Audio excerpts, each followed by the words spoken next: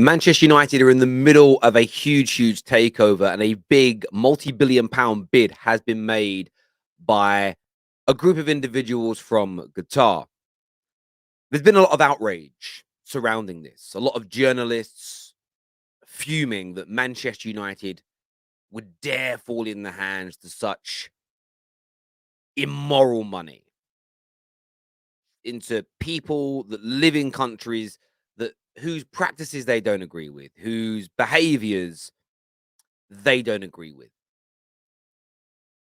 I'm all for freedom of expression. And if you were against a certain government, certain laws, the mistreatment of workers, sexism, of course, racism, stand up and make yourself be heard. I agree with that wholeheartedly. What I cannot abide is the hypocrisy. I'm going to preach one thing, but do a complete other. That's where I draw the line. And what I'm about to say in this video is going to upset some people, but we've got to call it as it is. We've got to call it as it is. Would I like, in an ideal world, a billionaire to come to Manchester United, a billionaire to come into football that has the cleanest of clean passes, every ounce of wealth, every penny, every cent, every dime, every dollar, every pound has been earned in the most efficient, moral, and integral way? The answer is yes. Is that actually possible? The answer is no. So then it comes down to, well, where do you draw the line? And everybody's going to want a different line in the sand. Everybody's going to have a different threshold. People believe in different causes. Some people believe in terms of animal cruelty, that is the biggest fight to go for. Some it's climate change, some it's racism, some it's sexism, some it's protection of children. And I'm not saying any, I'm not making an assertion online that any are more important than the other. That's a personal preference, and people should have the freedom to express that. But we're now moving into murky realms when it comes to football. But it's the hypocrisy that stands out massively to me. Sir Jim Ratcliffe's bid. Am I against Sir Jim Ratcliffe? No, not personally. I'm seeing a lot of people attack him. I'm seeing people defend him. I'm seeing journalists say, we've got to get this British bid in. It's better than taking money from the Middle East. Is it? Ineos, his company, did a deal with the Saudi Royal Commission worth $1.9 billion to develop their plants in the Middle East. So the same very companies and people that you're holding up as being clean and moral and where we want investment from football from are doing deals with the same very people that you supposedly despise. The hypocrisy is massive. The reason that the Sir Jims have the wealth to buy the money is because of deals and business associations with nations that you deem to be wrong. Drop the BS. Drop it. You've got journalists like Miguel Delaney, chief writer at The Independent, who is owned, the paper is owned here from a man whose father is a Russian oligarch and a former KGB officer, and Sultan Mohammed from Saudi Arabia. I would take Miguel Delaney more seriously if he quit his job.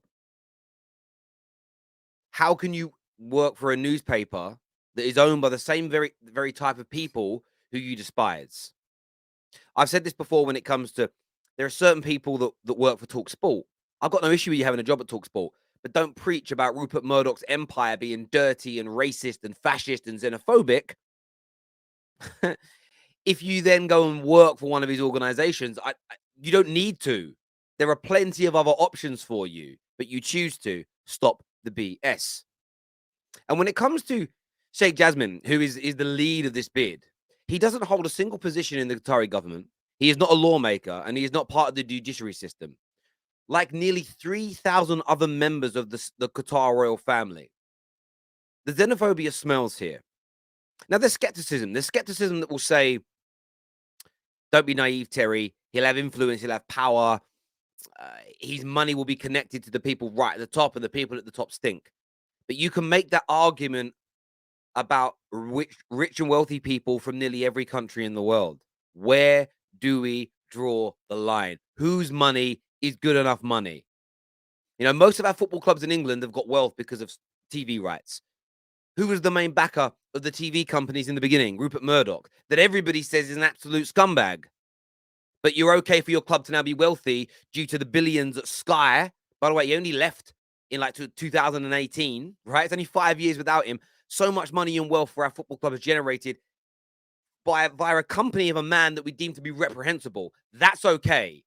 Like, where do you draw the line? The hypocrisy stinks and it's got to be dropped. And also, too, where it's got to be dropped as well is I'm one of these people, I don't like to see atrocities, but do you know why I don't moan about them? Because am I prepared to make change myself? There's people tweeting off iPhones, smartphones, driving Teslas, using laptops, using computers. The batteries for those computers, the lion's share of them are mined out of the Congo, where kids are paid £2 a day to dig for cobalt. The images of these mines are shocking. Mothers bringing children to these mines to work so they're able to put food on their table. Now, everybody's complicit in that, including me. I'm not taking no moral high ground. I'm saying don't be a hypocrite. If you are not prepared to sacrifice the benefits of iPhones, if you're not prepared to sacrifice the benefits of investment from the likes of Saudi Arabia and Qatar, investing in hospitals, investing in supermarkets, investing in airports, airlines, luxury days out, holidays that people go on. If you're not prepared to forego all of those elements, just do some research into who invests in the big tech companies you use as well. If you're not prepared to forego those luxuries, stop moaning about how they're funded, because they are luxuries, they are not necessities. The hypocrisy stinks, and it's got to stop. Why are some Arsenal fans so triggered by Marcus Rashford performing so well? And I say that because you see here, Saka has had an amazing season. You won't find a non-Arsenal fan that has praised Saka, protected Saka, and big Saka up as much as I have. Every time I tweet about Rashford being brilliant, I get responses from Arsenal fans saying to me, yeah, but Saka's done better than him so far in the Premier League. I actually think they're about equal now, 17 each, I think maybe, in terms of goal contributions in the Prem. And that's brilliant. But you don't need to be so triggered and you don't need to be so rattled when it comes to Rashford doing well. Rashford has been the best performing Premier League winger this year. Premier League players don't play in one competition. They play between 3 to 4, depending upon the club they're at. Rashford has 32 goal contributions this year, 7 more than Salah. You know, we're moving on to nearly double that of Bukayo Saka across all competitions. Double that of Mahrez, more than double that of Miguel Almiron. Almost 3 times as many as Son.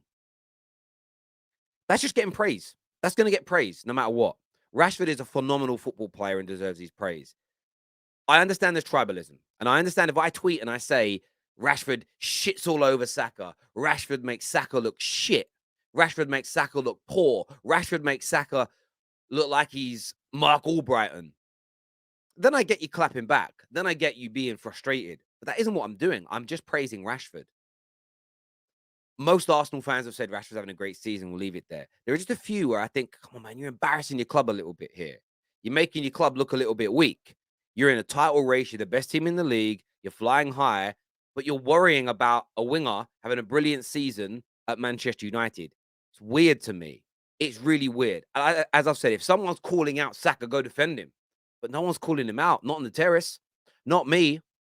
Why so serious, son? Why so serious, son? I don't get it. I don't get the insecurity surrounding it. It's every day. If Rashford scores against Barcelona, I'll tweet, going, Rashford's on fire.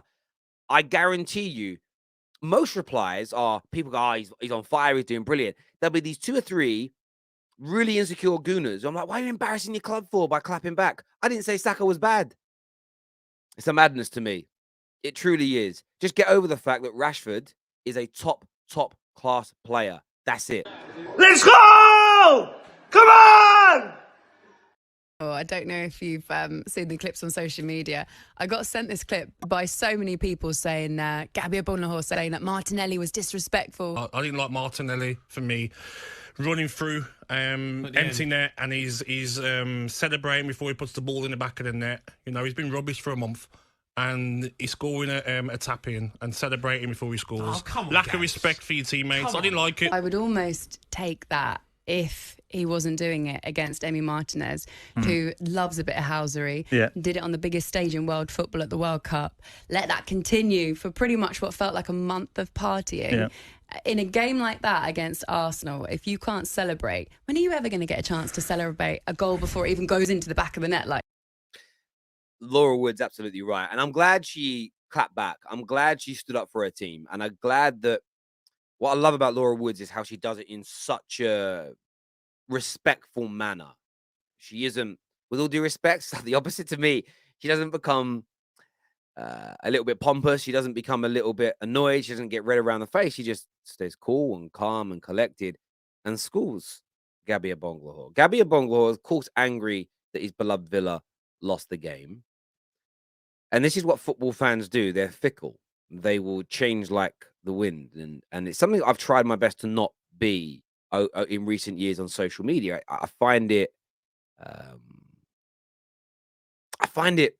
almost boring in many ways. I find it frustrating from the perspective of I sort of see it and look at it like, if I say that you should be able to celebrate any win, and then I start moaning about Arsenal over celebrating a win, I just sort of see it as a little bit embarrassing from my perspective to think like that and to feel like that and to behave like that and to go on kind of in that way. And I'm glad you pushed back, because Arsenal fans, listen, should they be saying they've won the league already? Probably not, because apologies for that, because they haven't won the league as of yet. They haven't done that. However, they shouldn't be kind of forced into thinking that they shouldn't have an opinion, that they shouldn't be able to celebrate a game, that they can't be excited about winning the league. And I'm just glad to see Arsenal fans sort of clapping back in the right way, because what Gabby Bonlahor said for me is poor, it's distasteful, but even more importantly, it's just simply wrong. Now, speaking of wrong, take a little look at this. Take a little look at this when this loads up. Over of players that we expected. We haven't been able to pin down the signings we've wanted. If we go into this season without recruiting another midfielder, well, there's going to be problems this season. It's going to be a long season. Now, Rio was right about that, about the midfield. But just keep watching. Man United are never letting him go right now. Where are they going to find 24 goals? If he starts, he's got a better chance of getting better performance out of Cristiano Ronaldo when he starts. Trust me. Who would you start? What would your starting 11 be for Man United right now? I'd start Ronaldo up front. I love Rio. He's a club legend of mine. But the reason I bring this up is because, back to the Rashford thing again, this is when you've got a brilliant manager and a good system, you'll always miss a player falling away. But United always had cover. And we spoke about this on the Terrace many times, that before Ronaldo arrived, Rashford was scoring.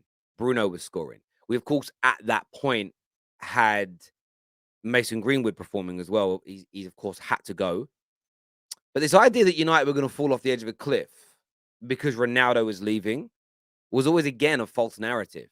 Just like people saying that Rashford goals he's scoring now are unsustainable. They're not, because if you look through his career from his first season until now, barring last year's blip, and we know why that happened, every year there has been an exponential growth in his GA and his output. He's progressively got better his whole career. And this is always going to happen. And I think Rio here, I love Rio, but Rio got caught up in the kind of, how do I say this in the right way?